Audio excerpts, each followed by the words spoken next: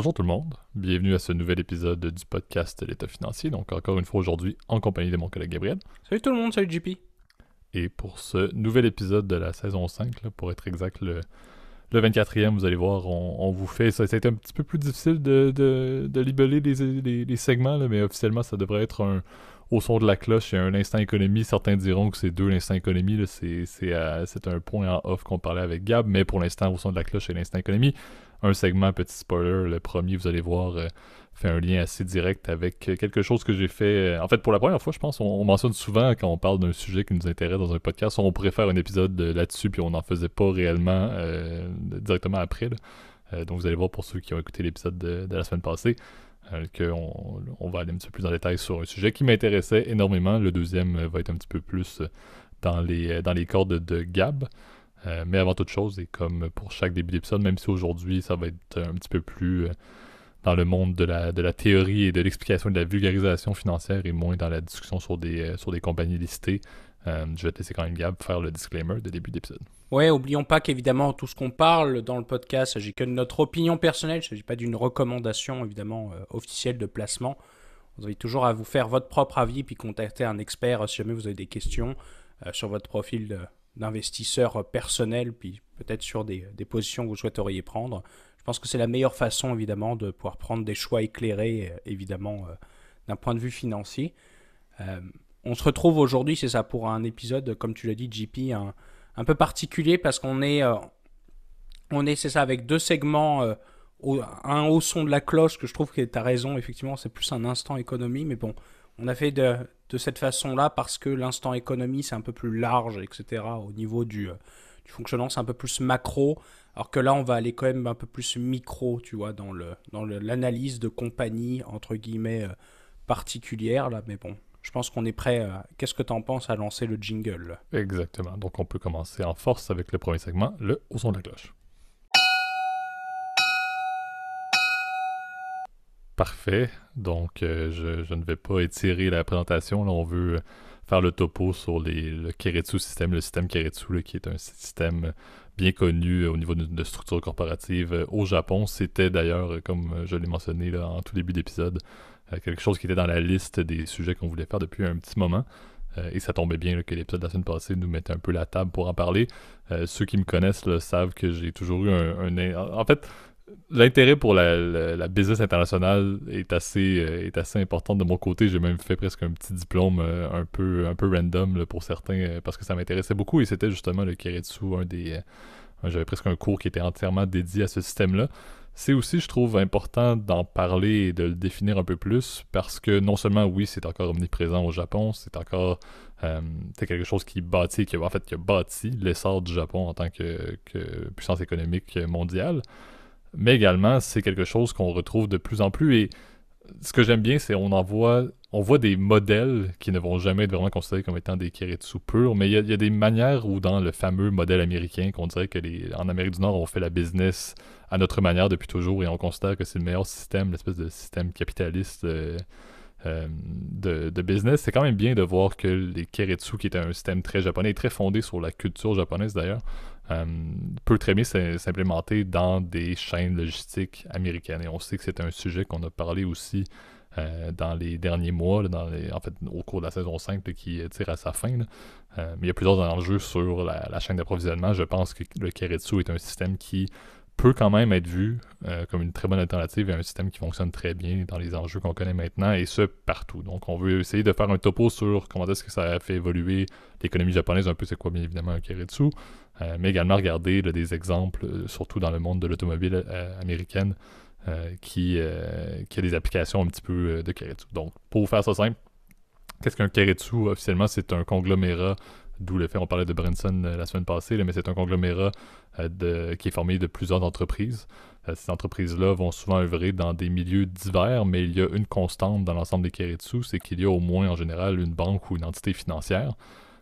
Les Keiretsu peuvent être souvent sous un format vertical, donc en général c'est littéralement comme une chaîne d'approvisionnement. Il va y avoir une banque là-dedans, mais il va y avoir des fournisseurs, il va y avoir plus des personnes, des entités au niveau des matières premières, des entités qui vont plus être là pour faire également la mise en marché, par exemple, de ces produits-là auprès du consommateur final. Donc, voyez le Keiretsu vertical comme étant du tout début de la manufacture du produit jusqu'à sa vente. Et il y a aussi ceux qui sont plus horizontales avec des compagnies qui œuvrent non pas l'une envers l'autre en tant que partie prenante, mais plus comme en marge dans différentes industries, dans différents secteurs, qui ont des corrélations qui sont davantage créées par les entités de ce Keiretsu-là. Donc, c'est les deux principales formes. Souvent, là, ces Keiretsu-là, en fait, j'ai quelques noms pour vous là, de Keiretsu bien connus. Bon, on a le Keiretsu Mitsubishi, le Mitsui, le Toyota, qui sont parmi les plus gros. Et ces entités-là vont toutes avoir, ou ce regroupement, ce conglomérat d'entreprises-là, vont tous avoir aussi un autre terme qui est très important. Là. Au sein d'un Keiretsu en général, il y a, et pardonnez-moi encore une fois, je le dis de la meilleure manière possible, il y a des Shogo Shosha, qui sont concrètement des entités qui vont permettre à ce conglomérat japonais-là de pouvoir étendre leurs activités commerciales au-delà du Japon vers des marchés internationaux, des marchés mondiaux. Par exemple, pour Mitsubishi, c'est pas super original, c'est la Mitsubishi Corporation. Mitsui, c'est Mitsui & Co. Et Toyota, c'est Toyota Tsusho. Concrètement, c'est donc un regroupement économique et commercial qui, à la base, veut que chaque entité a bien évidemment ses propres intérêts financiers, mais également les intérêts financiers des autres. Donc, c'est un petit peu le contexte que je vous parlais, là, du fait que c'était très imbriqué sur la culture japonaise. Et moi, ce que j'aime beaucoup, c'est que les Keiretsu ont fait preuve, comme je le mentionnais au tout début, sont littéralement un élément clé de la croissance économique depuis la Deuxième Guerre mondiale du Japon. Avant la Deuxième Guerre mondiale, c'était un format qui était beaucoup plus basé sur des familles riches qui contrôlaient plusieurs compagnies. C'était quelque chose qui était un peu monopolistique, et c'est après justement la Deuxième Guerre mondiale, après un peu l'américanisation à un certain point là, de certaines méthodes commerciales, que les Keiretsu ont pu prendre leur sens et ont pu évoluer jusqu'à une situation encore maintenant où la majorité des plus gros et des plus profitables et des plus rentables sont encore bien en place et ont très peu évolué. Oui, il va y avoir des entrées et des sorties de certaines compagnies au sein du Keiretsu. Il va y avoir même parfois des fusions-acquisitions entre les compagnies qui font partie du Keiretsu, mais c'est un système qui a fait ses preuves. Et pour votre info, je sors le dernier terme qui est important à noter, mais c'était des Abatsu, qui était l'ancien système avant les Keiretsu, donc pré-Seconde Guerre mondiale, le système monopolistique familial, les Abatsu, et post-Seconde Guerre mondiale, on parle des Keiretsu. Donc c'est quelque chose que je considère comme étant un modèle. J'aime bien les modèles d'affaires autres qu'à l'américaine. Je trouve qu'on passe beaucoup de temps à les étudier et à les lire. Mais s'il y a bien quelque chose que j'ai toujours apprécié, je trouve que les Keiretsu, c'est un modèle qui fonctionne très bien. Puis peut-être, Gab, tu vas ajouter quelques points, là, mais c'est important aussi qu'on revienne sur le volet de en quoi est-ce qu'un Keiretsu peut permettre d'éviter des problèmes d'approvisionnement, des problèmes de chaîne logistique. Je pense qu'il y a quand même une bonne pertinence. Cette proximité-là et ce co-intérêt des différentes entités, à mon avis, fait tout son sens, plutôt que le système à l'américaine où chaque compagnie a un peu ses propres intérêts, même au-delà de ses fournisseurs et de ses parties prenantes clés. Ils vont agir pour leurs propres intérêts, et on se retrouve un petit peu avec des enjeux comme on le voit présentement pour pouvoir mettre des produits bon marché sur l'étalage. Ouais, l'intérêt, c'est vrai que tu l'as dit, JP, c'est vrai que c'est un intérêt d'ordre éthique, mais c'est de dire, est-ce qu'on agit, en fait, la firme agit soit dans l'intérêt de ses actionnaires, donc ça c'est un peu le modèle américain comme on le voit de capitalisme, ou soit est-ce que l'entreprise, elle a pour but de maximiser, on va dire, la valeur de la société, en fait. Est-ce qu'elle agit aussi non seulement en tant qu'entreprise capitaliste pour maximiser les profits, mais aussi, certain point de vue, d'intégrer plein de compagnies qui sont, pas tout le temps d'ailleurs, dans le Keiretsu, elles ne sont pas toujours détenues à 100% par le conglomérat, mais des fois ce sont par exemple des stakes, pardon, j'ai pas des pourcentages Des parts, ouais. des parts qui sont minoritaires, donc des fois c'est un 20%, 15%, 10%, etc. Juste pour que tu aies un intérêt et tu aies un contrôle, en fait, entre guillemets, du Keiretsu, en fait. Donc ces très grosses entreprises, tu t'en as nommé, mais par exemple Mitsubishi, c'est clair que c'est le plus connu. Je pense même que si vous avez déjà fait des cours d'histoire ou d'économie de base, c'est toujours l'exemple qu'ils donnent, là, mais Mitsubishi, c'est principalement une banque, mais c'est aussi, évidemment, vous le savez, une firme qui vend des voitures, qui vend aussi tout un tas de produits ménagers. La semaine passée, j'avais parlé de Toyota, qui est le plus gros producteur mondial de chariots élévateurs, mais c'est un exemple, évidemment, qui peut être fait. Donc, tu as aussi Mizuho, aussi, qui est une très grosse entreprise et qui est, je crois, la deuxième plus grosse banque d'affaires au Japon aussi, mais aussi à côté, plein d'autres produits leur appartiennent. Je sais qu'ils ont, par exemple, des parts dans Nikon, par exemple, qui est évidemment la compagnie de caméras et et puis d'appareils photo. Là, donc, comme quoi, toutes ces entreprises-là sont liées entre elles, et c'est ce qui fait qu'évidemment, il y a un mécanisme de gouvernance, comme tu l'as mentionné, JP, qui est effectivement pertinent pour, euh, pour la société, parce qu'on contrôle effectivement différentes entreprises entre elles, et on s'assure évidemment que tout est fait pour générer cette valeur actionnariale. La question aussi, par contre, de l'autre côté, et ça c'est plus d'un côté risque, c'est clair que c'est un risque d'effondrement, si tu veux. C'est que si jamais, effectivement, tu as une entreprise dans toute cette espèce de myriade de compagnies qui va un peu moins bien, et ben c'est clair que tu as un effet de contagion qui peut avoir lieu.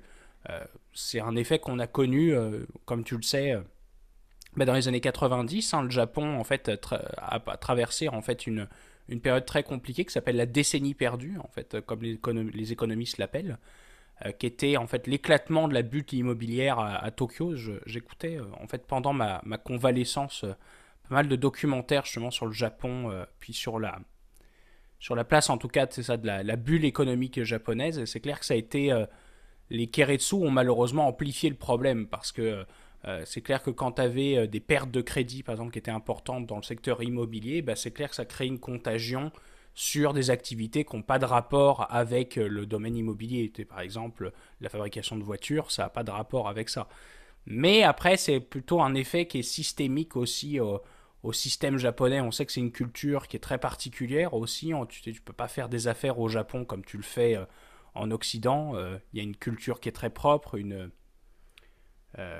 comment dire ça, mais une façon, on va dire, de travailler aussi qui est totalement différente aussi, qui peut, nous choquer, qui est parfois très avancée, parfois très en retard sur certains sujets, là, mais c'est ça que je trouve fascinant, en tout cas, avec ce pays aussi, le Japon, plus généralement. Et ben c'est que justement, c'est un pays complètement différent et qui fait qu'il voit l'économie d'une façon différente de la nôtre. Et je pense que ce côté diversification, il peut avoir un intérêt aujourd'hui dans le monde dans lequel on se trouve, justement de faire attention de ne pas mettre tous ses œufs dans le même panier. Bah là, au moins, c'est clair qu'avec ce genre de groupe, tu fais un peu comme Warren Buffett avec Berkshire Hathaway et tu diversifies évidemment au maximum. Là. Exact. Je pense que c'est bien de mettre quand même l'emphase sur certains volets un peu plus contre, là, parce que bon, je pense que Gab est un peu dans le même avis que moi, que c'est une structure corporative qui est très intéressante et qui a fait ses preuves. Moi, comme je vous l'ai dit, je suis un grand défenseur et j'ai beaucoup d'intérêt pour les Keiretsu, mais faut quand même le voir ces regroupements commerciaux-là, ces conglomérats, comme étant c'est un peu des plaques tectoniques commerciales à un certain niveau, tu sais.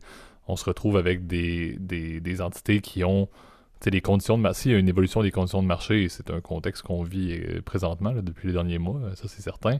C'est sûr que c'est beaucoup moins facile de pouvoir s'ajuster à ces changements de conditions de marché-là lorsqu'on se retrouve en relation avec plusieurs compagnies dans différentes industries, par exemple. Ça va amener, en bon anglais, on va dire un certain edge. Là. C'est certain que ça ne contribue pas à faciliter les mouvements, mais parfois on réagit beaucoup trop vite en tant que compagnie. Là. Donc c'est un contre, mais ça peut être un pour d'une certaine manière, là, mais je le vois comme un contre à la base. Donc très difficile de s'ajuster rapidement aux changements de conditions de marché. La compétition également. Là. Donc je parlais tout à l'heure que le système avant la Deuxième Guerre mondiale était un système monopolistique. Est-ce qu'on peut dire que les Keiretsu sont plus libre marché? Peut-être pas non plus. Il y a quand même quelques grandes entités qui fonctionnent et qui ont fait leurs preuves et qui ont quand même une bonne centralisation de la richesse, si on peut dire, au niveau commercial au Japon. Et il y a aussi le fait, c'est la capacité d'avoir à un certain point, moi, le risque que je vois, puis t'en as parlé, c'est comment est-ce qu'on peut sortir d'un Keiretsu. Les fusions-acquisitions et la logique un peu américaine des marchés, le fait que les M&A, les fusions-acquisitions ont littéralement explosé un peu partout à travers le monde, ça n'a pas exclu non plus le Japon. Donc les intérêts de faire des fusions, de faire des regroupements de compagnies, à un certain point, les ententes sont co-bénéficiales au sein d'un Keiretsu. Mais il y a des intérêts parfois à une compagnie de soit sortir et vivre et faire leurs activités par eux-mêmes, ou bien peut-être de se joindre à un autre Keiretsu, par exemple. Donc il y a certains mouvements, il y a une certaine forme de lenteur, à mon avis, qui fait en sorte que oui, ça peut être bien à un certain point, mais lorsqu'il y a beaucoup de changements, lorsqu'il y a des évolutions significatives au niveau des industries, je pense que c'est peut-être là qu'il y a quelques problématiques supplémentaires. Et je vois encore plus de problématiques lorsque je vous ai parlé tout à l'heure du travail des Shogo Shosha qui sont là en fait pour aider le commerce international, mais justement cette incapacité-là de bouger rapidement dans un contexte où maintenant ils sont en compétition, c'est Keiretsu-là et les compagnies qui en font partie, avec des conglomérats et des entités indépendantes à travers le monde, je pense que ça peut aussi entraîner certaines problématiques. Donc il y a plusieurs bons, il y a des preuves historiques qui montrent que ça a vraiment très très bien contribué à la croissance économique du Japon. Par contre, je pense qu'en 2022 et même dans les prochaines années, les prochaines décennies, avec également la digitalisation du commerce, le fait d'être en ligne, je pense qu'il y a c'est pas nécessairement rassurant d'avoir des conglomérats qui ne bougent pas beaucoup, et c'est un peu comme on parlait également dans le contexte de l'épisode de la semaine passée, c'est toujours la question de dire ben, quelque chose qui fonctionne bien, un conglomérat qui fonctionne bien, dans ce cas-ci un Keiretsu, en sortir ou le défaire peut avoir un impact qui est significatif. Donc imaginez si c'est une économie qui est fondée sur ce système-là et que ce n'est pas seulement un conglomérat qui se dissout, mais plusieurs potentiellement en même temps. Je pense que c'est une transition qui peut être très compliquée pour le Japon. Donc, je suis souvent quelqu'un qui va voir, je dis souvent l'expression for centuries, là, lorsqu'on fait un changement dans le domaine dans lequel je travaille, mais c'est un petit peu ça ma vision. C'est est-ce qu'on peut considérer le Keiretsu, le système Keiretsu, comme étant encore viable pour les 100 prochaines années? Sinon, ben, quel est le plan qui peut être mis en place, non seulement par ces compagnies-là, mais également par les hautes instances gouvernementales japonaises, pour ne pas que ce soit trop impactant pour l'économie japonaise? Je pense que c'est peut-être là qu'il y a certains doutes. Moi, j'y crois présentement, je crois que ça a fait ses preuves, je crois que ça a encore beaucoup à apporter. Par contre, je ne pense pas forcément que c'est un système qui est viable à moyen terme, long terme. Dans quel cas, c'est tellement significatif dans la structure commerciale de ce pays-là qu'il y a quand même certains risques liés à ça. Donc, je vais quand même me faire, comme je dis, l'avocat du diable. Là. Je voulais soulever ces quelques points-là. Et le dernier point que j'ai, puis Gab, je te repasse la parole par la suite si tu veux ajouter quelque chose. Là. Tu sais, je parlais que souvent un bon système, un bon modèle d'affaires va également être appliqué dans plusieurs autres pays. Je vous parlais un petit peu que ça a été appliqué dans l'industrie automobile américaine, mais très peu. Il y a Chrysler qui a fait, par exemple, des ententes avec certains de ses partenaires pour les rapprocher, même en acheter presque, pour justement prendre des parts dans des fournisseurs pour réduire les coûts et tout, mais il n'y a pas beaucoup d'exemples de systèmes Keiretsu qui ont été vraiment appliqués presque œil pour œil par exemple aux États-Unis ou en Europe, etc. Donc c'est un petit peu ça qui m'inquiète également et qui vient me mettre un petit peu une vision un petit peu plus pessimiste, si on peut dire, là, par rapport à mon introduction initiale. C'est ce volet-là. C'est pas quelque chose qui a été vraiment utilisé, et c'est quelque chose qui, si ça se dissout, peut avoir un impact significatif sur le Japon. À voir, mais pour l'instant, profitons de l'impact que ça a eu sur l'économie japonaise, et profitons, espérons-le, des capacités de croissance du PIB japonais encore pour bien longtemps. Là. Ouais, bah, si je peux rajouter deux petits points peut-être pour terminer la discussion, parce que je trouve qu'on a quand même pas mal avancé évidemment sur le sujet là, mais comme tu l'as dit, oui, le modèle il a quand même été pas mal implémenté. Je pense que le meilleur exemple, c'est quand même aujourd'hui en Asie, le pays qui a le plus entre guillemets, a été inspiré du modèle du Keiretsu, c'est la Corée du Sud, hein, puisque les chaebol, je crois, ça s'appelle ça comme ça, là, qui sont les équivalents des Keiretsu en Corée, bah, sont évidemment très puissants. On connaît tous Samsung, évidemment, donc, qui est seulement le plus gros producteur de téléphones au monde, mais ils font des batteries, ils font des airs climatisés, enfin, ils font vraiment tout. LG, Hyundai, etc., qui sont évidemment des très très gros groupes, et ben, utilisent le même principe de financement, le même principe, pardon, de la même structure organisationnelle. Samsung, tu vois, un exemple typique, mais ils ont par exemple une compagnie d'assurance, comme Mitsubishi d'ailleurs, ils ont leur propre département d'assurance. C'est comme si toi, t'achetais une voiture, je sais pas, tiens, tu t'achetais on va te donner une Chrysler et puis tu t'assurais chez eux, ça ferait vraiment bizarre, quoi. Ben, en fait, c'est le cas, en fait, dans les Keiretsu, bah, c'est le cas. Puis c'est la même chose, en tout cas, côté de la Corée du Sud. Faut rappeler qu'évidemment, les pays faisaient partie du même pays, hein, puisque la Corée a été libérée en 1945 après la Seconde Guerre mondiale. Donc c'est un peu le système a été inspiré par l'occupant japonais pendant plus de 50 ans, évidemment. Là. Donc ça donne des idées pourquoi, en fait, ce système-là, il a été répliqué. Puis le deuxième point aussi, c'est que, tu l'as bien dit, c'est vrai que le problème de la lenteur, bah, c'est quelque chose qui est aussi assez propre, entre guillemets, au système japonais aussi. On ne peut pas attribuer, entre guillemets, au Keiretsu quelque chose qui est un peu inhérent, entre guillemets, à la culture japonaise, qui est on a de la difficulté parfois à prendre des décisions, on va dire, de très long terme, et ça c'est quelque chose de culturel, tu vois. Souvent, je voyais par exemple, encore une fois dans ces documentaires que je regardais, les Japonais utilisent encore énormément les CD, tu vois. Qu'aujourd'hui, qui utilise des CD en 2022 en Occident? Plus personne, quoi, parce que c'est comme ça. En revanche, c'est vrai que ce sont d'excellents produits que le Japon va faire. Ils font des produits de très haute valeur ajoutée ou du matériel, hein, par exemple comme les Nikon, par exemple, qui sont peut-être les meilleurs appareils qui existent sur le marché. Donc, on produit de la qualité, mais pas forcément. On est un peu anachronique en fait en termes de production, puis en termes comment dire, d'avancement technologique en fait. Donc, c'est ce que je trouve en tout cas passionnant en tout cas avec ce pays. Puis c'est clair que ça va nous donner aussi d'autres idées de sujets, je pense, par la suite, le Japon par la suite là.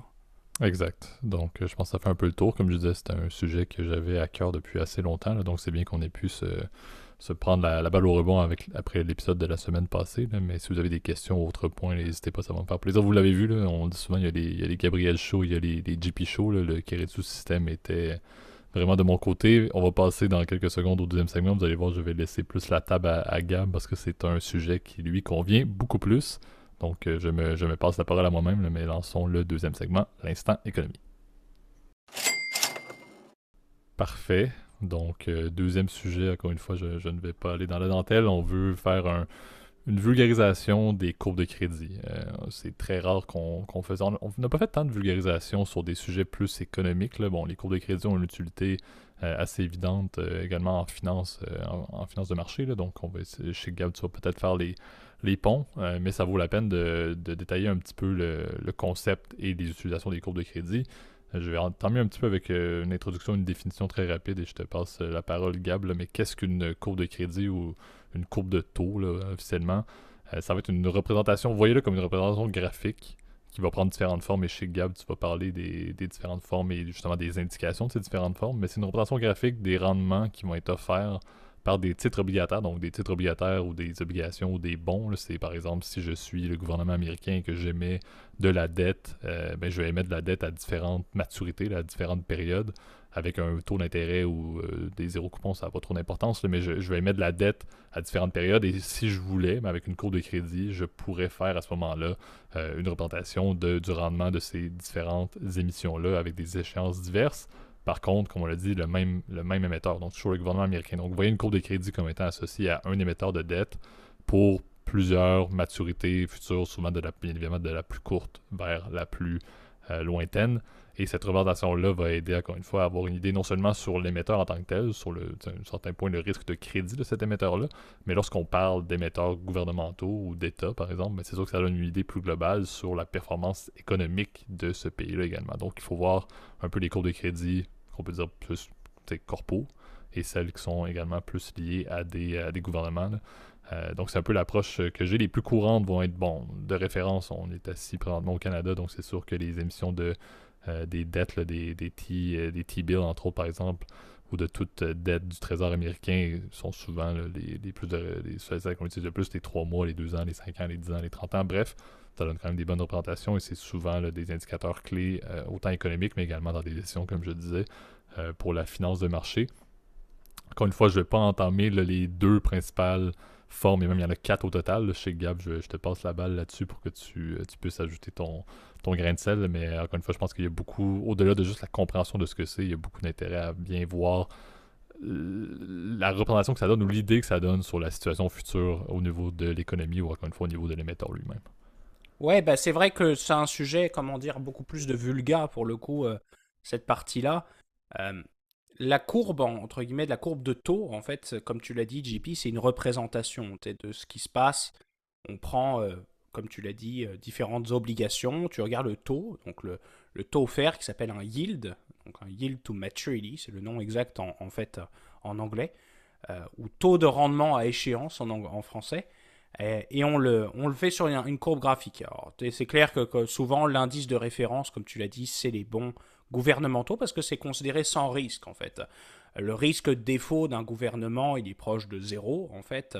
Surtout des gouvernements qui sont réputés stables. Donc, exemple, la Fed, donc, qui est pour le coup aux États-Unis. Donc, le Trésor, le département du Trésor américain est considéré sans risque.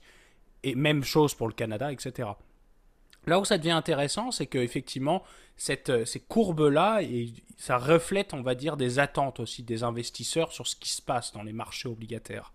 Il y a principalement la forme la plus connue, en fait, de forme de courbe, de taux, et ben, c'est la courbe ascendante. Alors, ça veut dire que les taux les plus courts les taux les plus courts sont plus faibles que les taux sur le long terme. C'est cohérent parce que de manière générale, quand tu empruntes sur une plus longue durée, c'est plus risqué quelque part. Donc, tu t'attends à avoir une compensation pour cette durée, on va dire un peu plus longtemps. Pareil, c'est moins liquide, c'est-à-dire que tu mets de l'argent sur une plus longue durée, donc peut-être que tu pourras moins avoir accès à nouveau à cet argent-là pour une période indéterminée. Donc, pour 30 ans, c'est clair que c'est énorme. Donc, c'est la raison pour laquelle le taux est un peu plus élevé. Donc, ça, c'est, je dirais, de manière cohérente et de manière fréquente, c'est la courbe ascendante qu'on observe sur les marchés. Donc, quand tout va bien, que les taux vont progressivement monter parce que l'économie est en expansion, c'est là où la courbe est ascendante. Il y a aussi la courbe plate. Alors, la courbe plate, ça veut dire qu'on stagne, tout simplement. Donc, c'est-à-dire que les taux vont rester les mêmes d'année en année. Donc, ça veut dire que souvent, on est à un pic de l'économie. Et c'est une façon de la visualiser, c'est que effectivement l'économie, comment dire, est un peu plus stable. Elle a déjà eu toute la croissance qu'elle a eue durant le cycle économique qu'on a traversé. Et c'est vrai que c'est là où justement on commence à avoir certaines craintes. Et la troisième forme la plus connue, c'est clair que c'est l'inversion. Alors là, l'inversion, c'est ce qu'on voit en ce moment.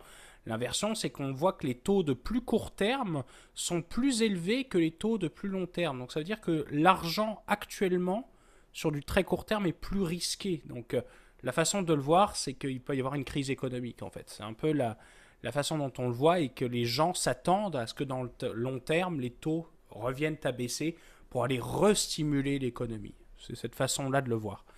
Et au-delà, on va dire, de ces formes, comme tu l'as dit, de courbes gouvernementales, donc ce qu'on appelle la courbe de taux, au-delà, après, tu as les crédits, donc c'est-à-dire les obligations risquées, comme elles viennent avec un taux d'intérêt qui est un peu plus élevé, parce qu'évidemment, il y a un risque de défaut.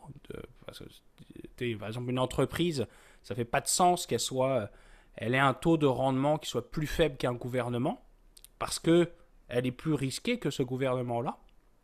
Et c'est là où on observe, en fait, on va aller regarder les écarts. Donc là, par exemple, vous le savez, la plupart des entreprises, ils sont cotées avec des cotes de crédit, triple A, double A, etc. Vous avez probablement entendu parler de ça, donc les cotes Moody's et S&P.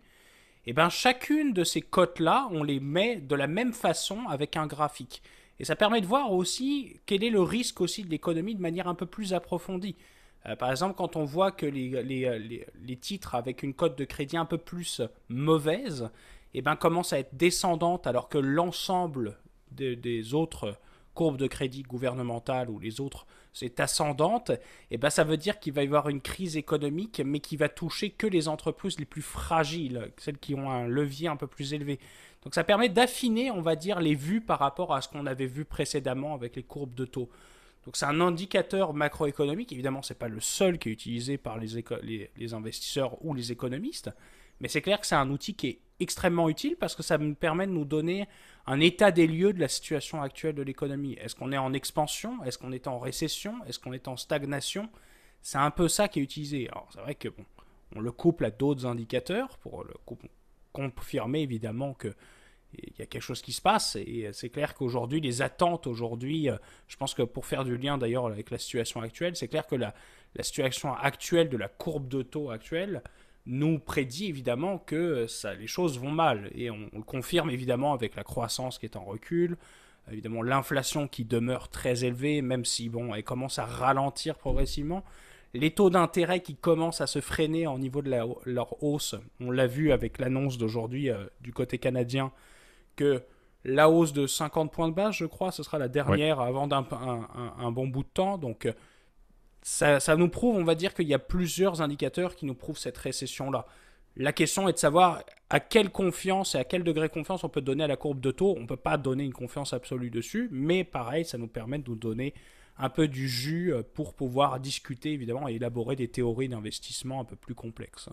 Exact. Puis tu sais, je pense, une manière de bien clôturer la vulgarisation que tu viens de faire, là, plusieurs personnes vont peut-être se poser la question, bon oui, parfait, là, mais comment est-ce que je peux moi utiliser ça pour mes intérêts personnels ou juste ma vie de tous les jours C'est sûr qu'encore une fois, vous pourriez regarder et vous y intéresser un peu comme Gab le fait, là, en dehors de toute chose, mais sachez que, bien évidemment, les courbes de crédit, c'est quelque chose qui est extrêmement utilisé dans la gestion de risque de votre banque ou de votre institution financière. La gestion, par exemple, de vos actifs, des investissements que vous avez fait peut-être dans votre succursale bancaire, c'est certain que les positions qui sont faites, par exemple, dans du fixed income, là, dans justement de la dette, vont être en partie décidées, les achats et les ventes vont être fonction du risque qui peut découler lié à l'émetteur. Donc les cours de crédit, si on parle, bon, oui, certes, là, des gouvernements, mais surtout les cours de crédit des corporations, je pense qu'il y a quand même une utilité assez significative. Donc c'est quelque chose qui se retrouve que techniquement, vos actifs sous gestion dans votre institution financière, bien la gestion du risque et des achats et des ventes pour la répartition, peu importe ce que vous avez en termes d'équité, par exemple, versus le fixed income, ça évolue en grande partie lié à ça. Donc, c'est un outil qui est constant, c'est un outil qui est updaté, en bon anglais, là, mais qui est mis à jour très fréquemment également dans le but de conserver ces données-là, autant historisées, parce que, comme tu l'as dit, ça a une utilité pour prédire le futur, c'est très bien, mais c'est quand même pertinent de conserver les tendances historiques, donc une historisation de ce genre de données-là qui se fait sur des dizaines et des dizaines d'années en général.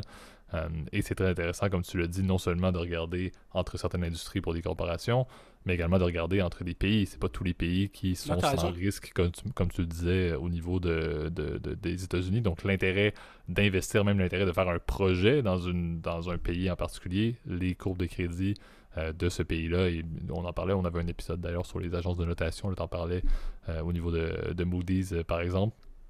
Ça prend toute sa pertinence également. Donc il y a des utilités qui ne vont rarement être de premier plan. C'est un petit peu pour ça qu'on vous fait un épisode qui est à la fin de la saison 5. Là.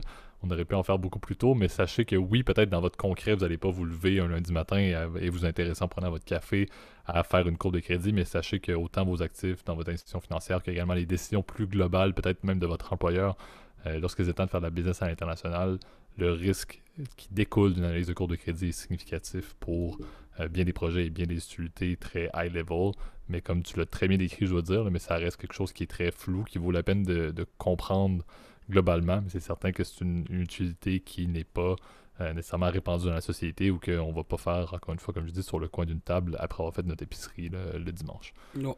Ouais, et puis si je peux rajouter juste un dernier point, c'est clair que cette indication-là, elle peut avoir des conséquences aussi sur l'économie actuelle. Hein. Je vais te donner un exemple tout bête, là, mais imaginons que la courbe de taux soit descendante. C'est un indicateur que les taux d'intérêt vont baisser. Donc souvent, quand une entreprise elle a besoin de faire financer des projets, eh ben, elle va se dire je vais pouvoir reporter en fait ce projet un peu plus tard pour essayer d'économiser en termes de taux d'intérêt. Ou soit, au contraire, elle va emprunter tout de suite, mais elle va se couvrir en fait, ou elle va volontairement faire un pari justement sur une baisse des taux d'intérêt. La question est de savoir est-ce que ce taux d'intérêt est-ce que c'est pas déjà, on va dire, déjà intégré par le marché en fait? C'est là toute la difficulté aussi aujourd'hui dans le marché obligataire. Même si c'est plus, on va dire, courant de générer de la valeur ajoutée dans le côté obligataire que dans le côté action. On avait parlé plusieurs fois dans le podcast que les ETF souvent font plus d'argent, on va dire, que les fonds mutuels. La gestion passive fonctionne mieux que la gestion active. Eh ben, c'est pas la même chose dans le côté obligataire. Il y a d'autres vues, etc. Il y a d'autres stratégies qui existent qui sont plus ou moins complexes. D'ailleurs, qu'on pourra vous en parler si vous le souhaitez dans un autre épisode de l'état financier, parce qu'après, je risque d'en perdre plusieurs. Là, mais les stratégies sur les courbes de taux, évidemment, existent. Et c'est clair que c'est très intéressant. C'est beaucoup plus quant, beaucoup plus nerd. Mais ça demeure très intéressant, évidemment, très technique aussi. Exact. Donc c'est ce qui va mettre un terme à l'épisode d'aujourd'hui. Donc, merci à nouveau, Gab. Merci surtout pour ta contribution là, dans le deuxième segment, là, qui était, comme je le mentionnais, beaucoup plus dans ton volet quantitatif, tu l'as bien dit. Merci également à tout le monde pour vos écoutes. Donc, comme à l'habitude, si vous avez, pour une fois, là, certains diront, on n'a pas fait de volet place au débat, là, donc il n'y aura peut-être pas d'opinion à mettre cette fois-ci dans les commentaires, mais si vous avez un partage sous forme publique là, à faire, n'hésitez pas à utiliser YouTube, la zone commentaires, en même temps qu'être là. Si vous avez apprécié la vidéo, allez mettre un like et également abonnez-vous à la chaîne en mettant la cloche pour avoir des notifications. Ceux qui ont des commentaires, partagent, même idée de sujet là, qui veulent faire plus sous un format privé, n'hésitez pas à toujours utiliser l'adresse courriel que Gab met dans les zones de description des épisodes, également sur YouTube et également sur l'ensemble des plateformes audio. Là, la majorité d'entre vous continuez de nous y suivre, donc Spotify, Apple Podcasts, Overcast, Deezer, etc. Donc sur ces systèmes-là, ces plateformes-là, vous pouvez toujours aller mettre le système de ranking, les étoiles, et peu importe qu'est-ce qui convient, vous abonner également à la chaîne sur les plateformes audio. Comme toujours, et je le dis, là, on arrive de plus en plus proche de la fin, oui, certes, de la fin d'année 2022, mais également de la fin de cette 5e saison du podcast État financier. Là, et on l'a souvent dit, là, mais la fondation du podcast et son évolution d'une semaine à l'autre de manière constante depuis déjà plus de 2 ans se fait par du bouche à oreille. Donc on l'apprécie beaucoup et ce type de référencement-là, ce type d'abonnement aide énormément à ce que non seulement vous pouvez en parler à vos amis, à vos proches, mais également le référencement fait en sorte que plus de personnes peuvent le retrouver, également des personnes que vous ne connaissez pas qui viennent accroître la communauté de l'État financier, et on vous apprécie tous. Merci à nouveau Gab et bonne semaine tout le monde. Ça fait plaisir, bonne semaine tout le monde.